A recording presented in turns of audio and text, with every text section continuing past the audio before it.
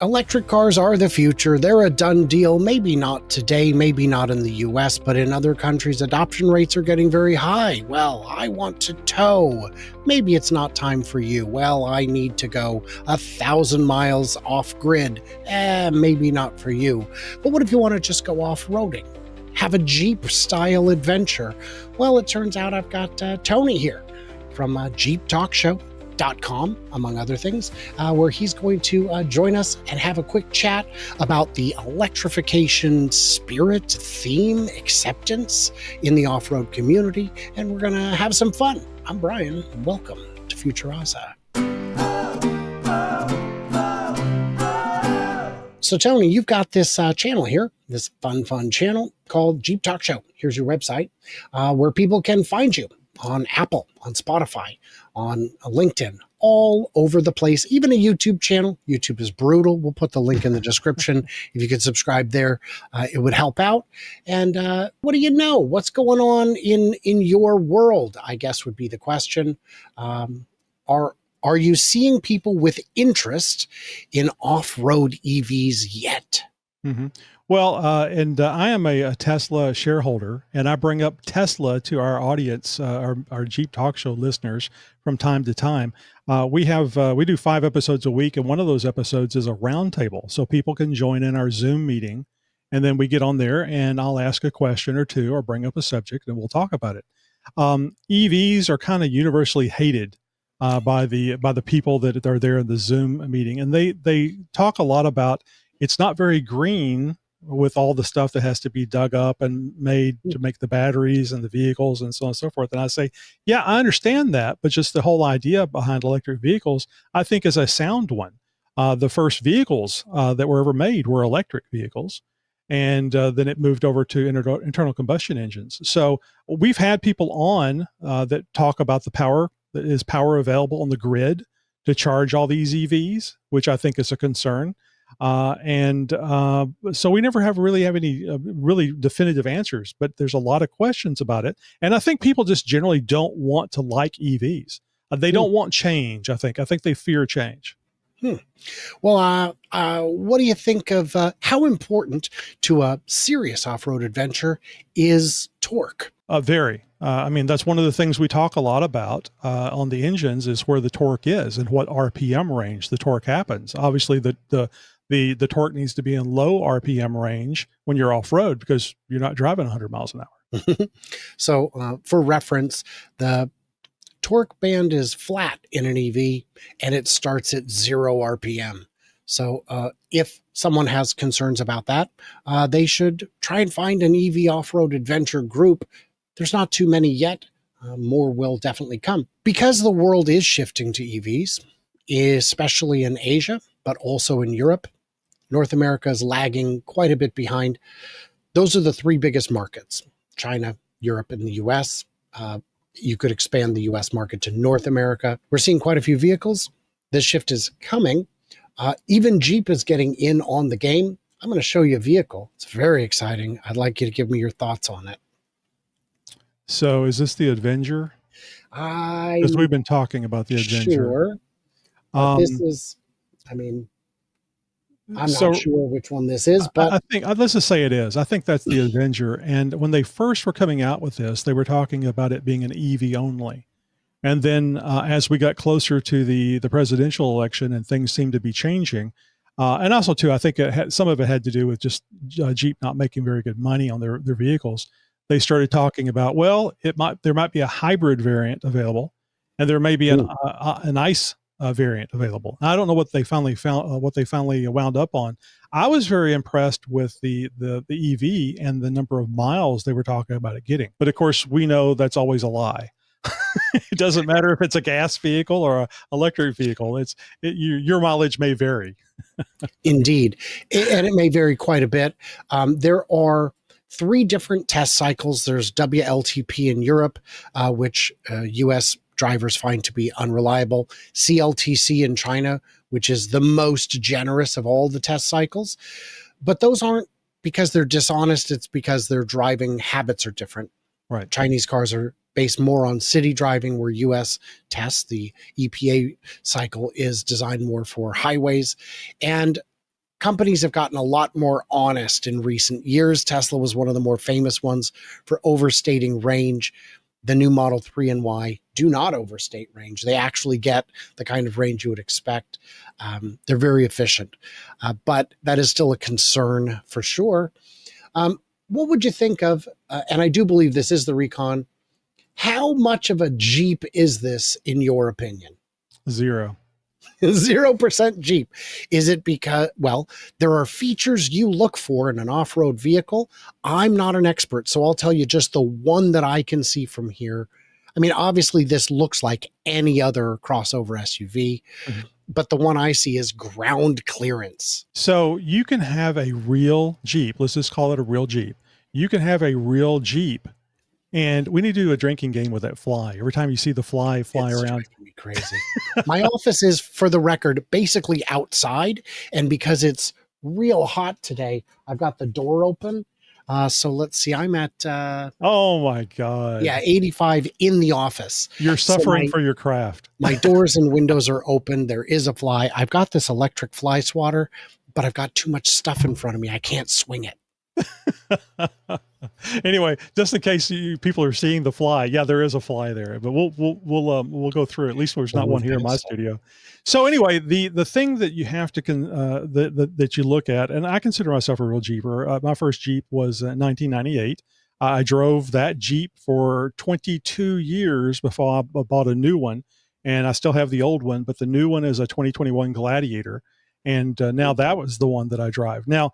The thing that I try to impress upon people when they buy a Gyno is you do not have, and Jeep in name only, in case I haven't mentioned that, you do not have a multi-billion-dollar aftermarket for Oh, the Renegade, for the Recon, for the Avenger. I'm not saying it can't happen, but generally speaking, it doesn't, it because hasn't yet. That's right. all that matters. Yeah, the Jeep is a highly configurable vehicle, and you can do it relatively inexpensively. And those configurations that you make not only set you apart from a stock Jeep owner.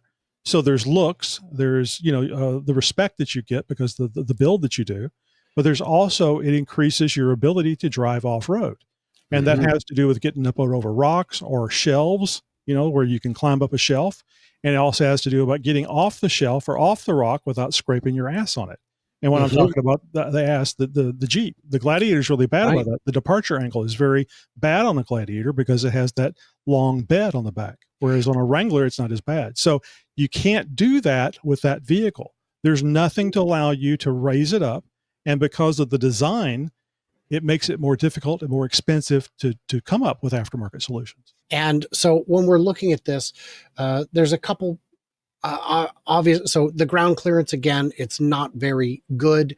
The travel I'm seeing in the suspension looks road rather than off road. Yes. I mean, I would happily take this on a dirt road, but and even kind of a rough dirt road. If it's like a Forest Service road, I'd be very comfortable in this. But any kind of trail adventure, I am 100% sure I'm getting stuck.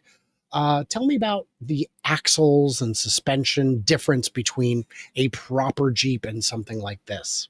Now, I don't know a lot about the suspension on here, so I'm making guesses. I And mean, I believe this is the Avenger. I think you were correct when you okay. said that before. I'm looking at a video here that shows this car in this color and it says Avenger. So, Yeah, I think the Recon's a little more boxy, more Jeepy looking, because Jeeps are generally ugly in a box, not streamlined. But oh, I anyway, see. so I don't know the details on this, but I'll act like I do.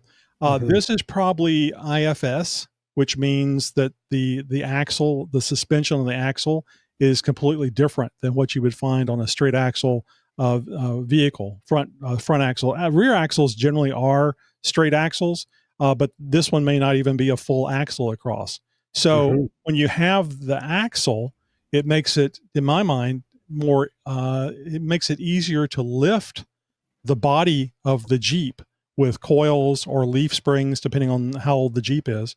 So now you can get more ground clearance, because the whole idea is you want the low hanging fruit to not be low hanging, because Mhm. if it's low, then that means it's going to get caught on a rock or a tree or whatever it is you're trying to go over.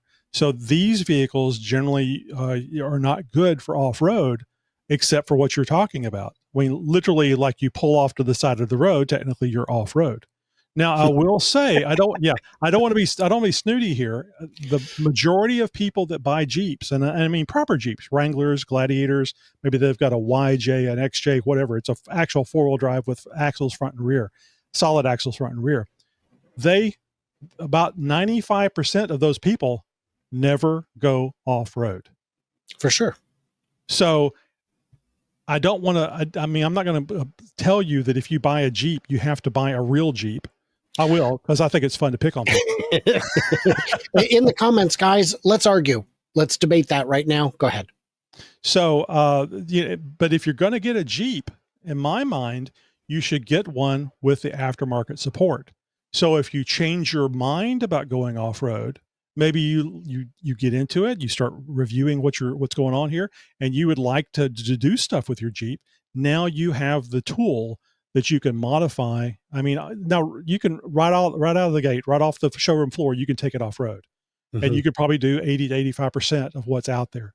So make that clear. But that's not fun. Putting all the crap on it and lifting it and putting the tires, the big tires, the mud terrains, all that stuff. It's just so much fun. Because it's like, I told my wife, it's like a shadow box. You get to make it what you want it to be. Question for you on Jeeps. If you buy, let's say I buy two of them today, one is one of these cars that says Jeep, and one of them is a off-roadable, upgradable kind of Jeep. And I take neither of them off-road. In 10 years, when I go to sell them, is the off-roadable one doing better on depreciation because it could have that second life? I won't say that it has to do with being off-road. However, traditionally, the Wrangler, which is is what people think about when they think of Jeeps. The Wrangler has a very high retention, not retention rate, a very high return on the money. So your investment, you're more likely to get more money from a Wrangler 10 years down the road than what you would the one that isn't one of these cars, because they're much sought after and they're generally kind of expensive. So getting a used one is kind of nice. Let someone else take the big hit. Yeah, the depreciation. Now, here's a question I have for you in terms of off-roading. Sometimes you need to, whenever it's an electric vehicle, I like to ease people into it. I give them, when someone has never been in an electric car, I give them a guided tour. I give them the Sherpa experience. To me, it's just like trying some exotic food type that's new to you. Don't send someone into a sushi restaurant without telling them what anything is and expect them to come out having had a good experience. Jeep makes hybrids. I have shared a video with you when I did an interview for your channel. By the way, guys, that's another reason to head over to Tony's channel, is because I have done an interview over there. I'm not sure when it will come out, or it's probably come out by now, but if not, subscribe and hit the bell and you'll find out when it does. The hybrid Jeep that I did, I showed you that video, is very capable. It gives you the electric experience for the first, I don't know, however many miles. 3. Is it really? It feels, it probably, if you're using it off-road, it might be 3. Yeah, well, you're not going very fast. But yeah, right. I mean, we've made jokes about it. It's like, yeah, get a hybrid, and so you can do the 3 miles off-road. To me, that is the gateway drug that could get people to recognize the benefits of an electric Jeep. Yeah, the 4xe is a wonderful seller for Jeep. There's a lot of people that like the 4xe. Now, they may like it a little less whenever the $7,500 rebate goes away this year. Is that one that qualified, is what you're saying? I don't know if it still does or not. It certainly did. We have a few listeners, and they bought one. They love it. I mean, we we're giving EVs a hard time. I generally don't, but like on the roundtable, we'll give EVs a hard time, and there'll be the guy with the 4xe, a couple of them, and they go, "Hey, this is a great vehicle." Now, I think Jeep did a wonderful job with the way they implemented the electric motor. It's kind of like in between the engine and the transmission or something like that, and it was a brilliant idea. But I'll go with what my dad always told me. He goes, keep it simple. Now, do you want 2 drive systems that can break, or 1? So I probably won't ever buy a hybrid. Right. I don't think I would either. But if someone has one and you can get a chance to check it out, by all means do that. And it was at the LA Auto Show maybe 2 years ago, 3 years ago now, and they did an absolutely insane hill climb.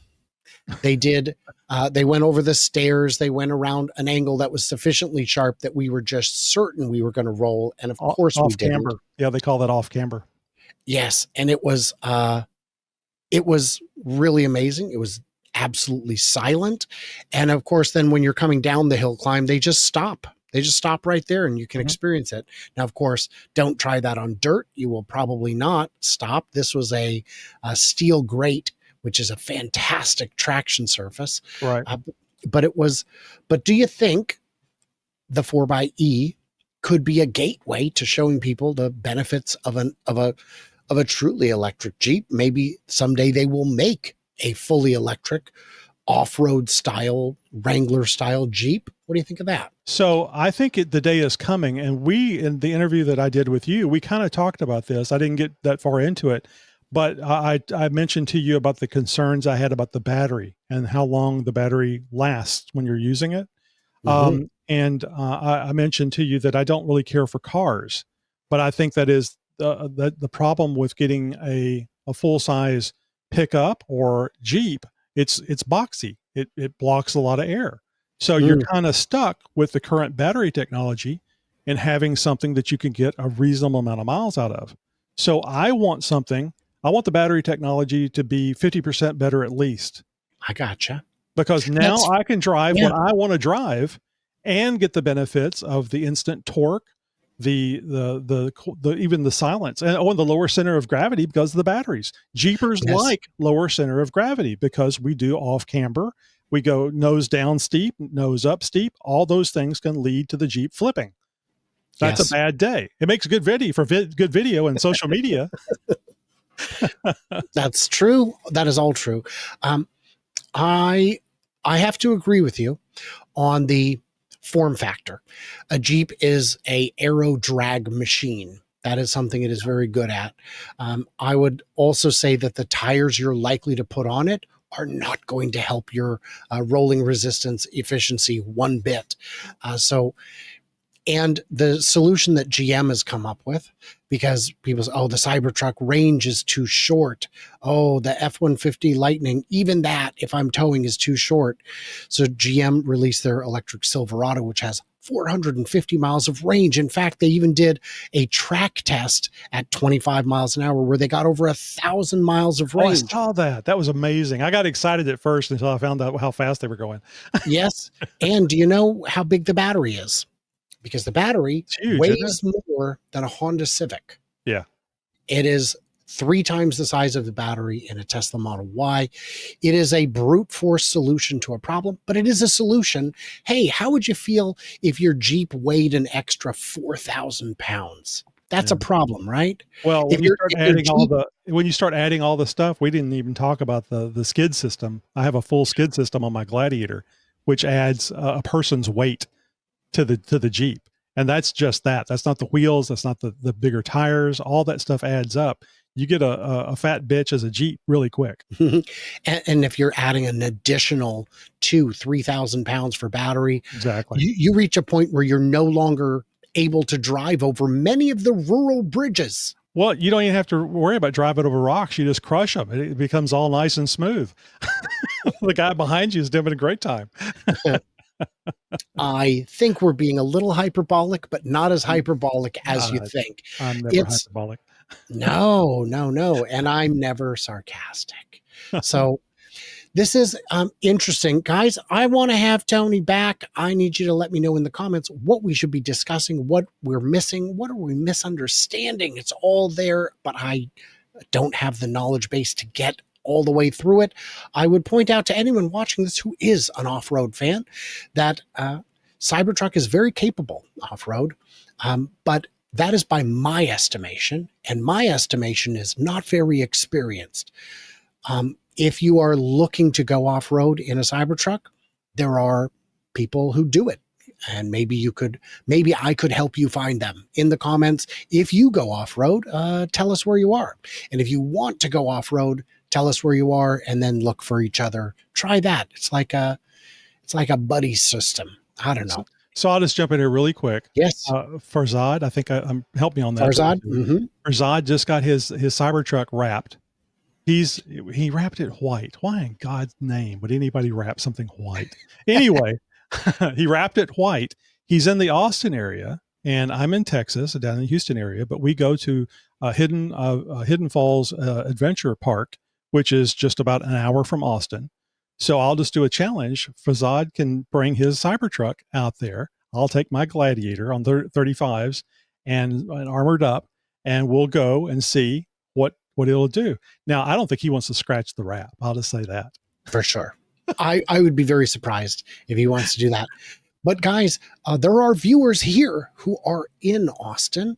Maybe you'd like to take Tony up on the challenge. Leave it in the comments. I will force Tony to come back and see them because it'll be fun.